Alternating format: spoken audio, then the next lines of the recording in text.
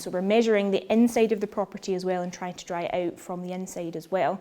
And that's usually using quite a complex system of internal heating. So we have humidistats and different humidity and temperature monitors, as well as lux monitors in each of the rooms. So that's these two little items behind me here that look like walkie-talkies.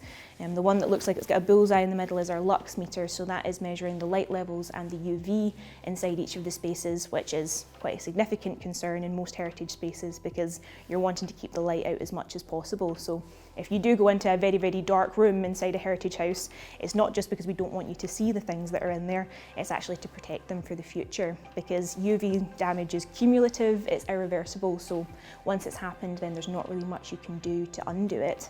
And actually, if in certain objects the UV gets too high, if there is too much UV damage, it actually can cause acidity levels to increase inside objects and cause them to degrade a lot faster. So particularly works on paper, books, watercolours. We have, for example, in our library, the original drawings that Charles Rennie Mackintosh did of the house, the plans, and that is something that obviously we're wanting to make sure that we keep for future generations. And if the light was allowed in too extreme, then that would mean it would start to degrade, which is not what we want.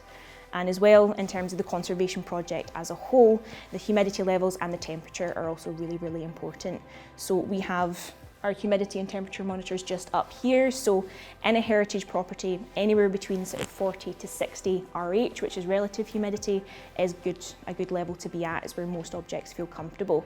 And what are we looking like today? 61.6, so not too bad considering how damp this house is and actually how humid it still is outside.